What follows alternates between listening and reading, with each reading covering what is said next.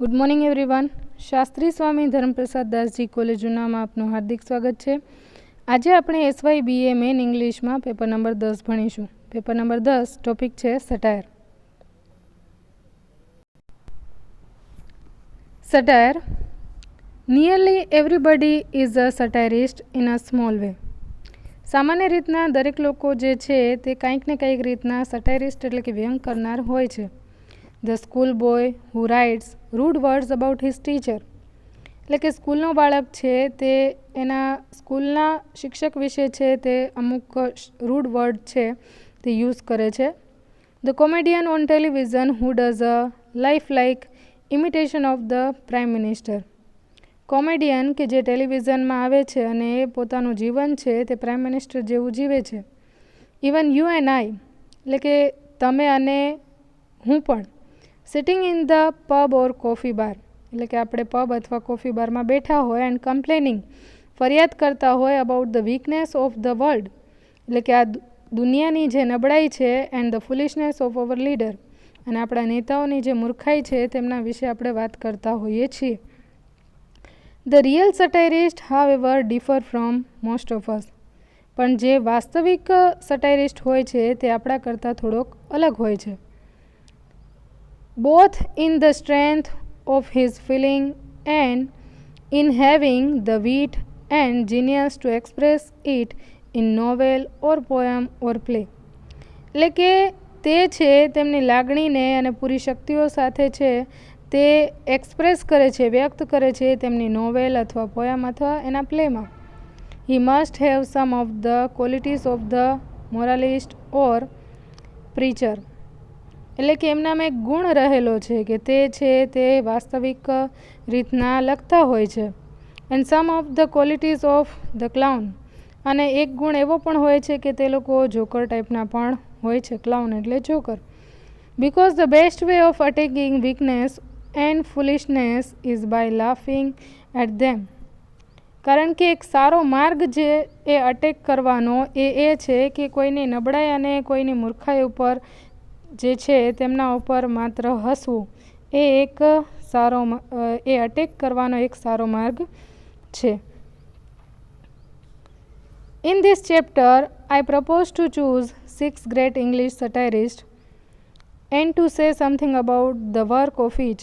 એટલે કે આ ચેપ્ટરની અંદર 6 ગ્રેટ ઇંગ્લિશ સટાયરિસ્ટ છે તેમના વિશે છે અને તેમના કામ વિશે વાત કરવામાં આવી છે.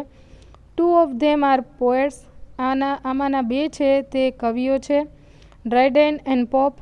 4 ઓફ ધેમ આ નોવેલિસ્ટ એટલે કે ડ્રાયડેન અને પોપ એ 2 કવિ છે અને 4 જે છે તે નોવેલિસ્ટ અથવા પ્રોસ રાઇટર એટલે કે લેખકો છે.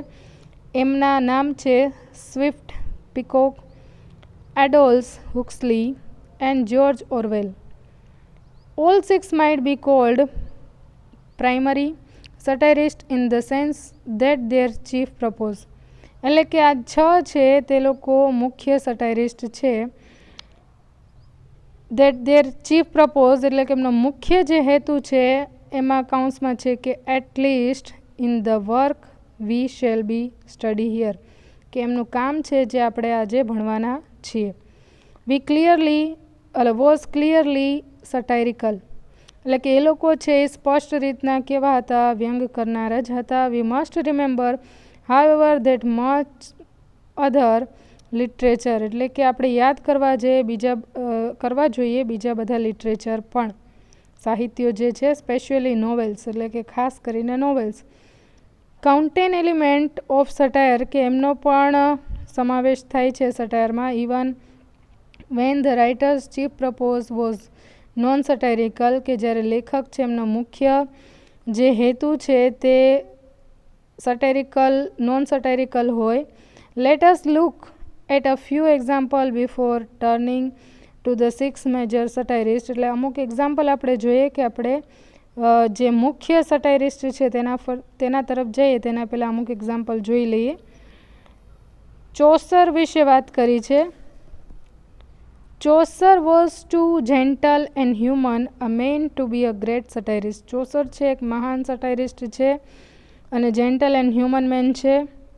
એના general, he loved the world and his fellow human beings and saw no reason to attack them. એટલે કે સામાન્ય રીતના તે છે એ દુનિયાને પ્રેમ કરતો હતો અને તેમના જે ફેલો એટલે કે તેમના સાથીદારો છે તેમને પણ, અને તેની પાસે કોઈ કારણ નહોતું કે તેમના પર તે અટેક કરે. He was himself a government servant and he saw no reason to attack that either. એટલે કે કહે છે કે તે પોતે પણ એક ગવર્મેન્ટ સર્વન્ટ હતો, તેથી પણ તેની પાસે કોઈ કારણ નહોતું કે તે અટેક કરે. The one of thing he hated was the lack of morality of the church.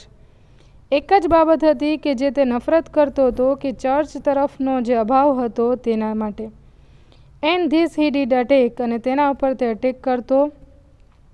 Not bitterly or savagely as Milton might have done. જે રીતના મિલ્ટને છે કર્યું છે તે એટલા કડવાશથી કે આક્રોશથી તેણે કરેલું નથી, but simply by laughing at it. પણ તેણે હાસ્ય દ્વારા છે તેણે આના પર સટાયર જે છે વ્યંગ કરેલો છે. In the prologue to the Canterbury Tales we are introduce to no fewer than 7 characters belonging to the church. Canterbury Tales જે છે તેની અંદર ઇન્ટ્રોડ્યુસ કરવામાં આવે છે 7 કેરેક્ટરને કે જે ચર્ચથી બિલોંગ કરે છે. And only one of them the poor country person, એટલે કે જે પાદરી હોય છે ગરીબ, એમને is truly good and spiritual, કે તે સાચી રીતના સારો હતો અને આધ્યાત્મિક હતો. The rest are either worldly like the prioress and the monk or actually criminal. બાકીના તો જે છે તે પ્રિયોરેસ અથવા તો મોન્ક અથવા ક્રિમિનલ હતા. લાઇક ધ સમોનર, એટલે કે an official who summon people to court, એટલે કે એક વ્યક્તિ હોય કે જે કોર્ટની અંદર બોલાવવા માટેનો આદેશ આપતો હોય, સમોનર એ ટાઈપના. એન્ડ ધ પાર્ડન એટલે કે man who sold pardon for sins on behalf of the church, એટલે કે એક વ્યક્તિ કે જે માફી આપતો હોય તેમના પાપ માટે, એટલે કે ચર્ચના દ્વારા. Even this however are describe is a good temper way. જો કે આમનું જે વર્ણન છે એ સારા ટેમ્પરમાં એટલે કે સારી રીતના વર્ણન કરેલું છે. તો બાકીનું જે છે પછીના પાર્ટમાં જોઈશું.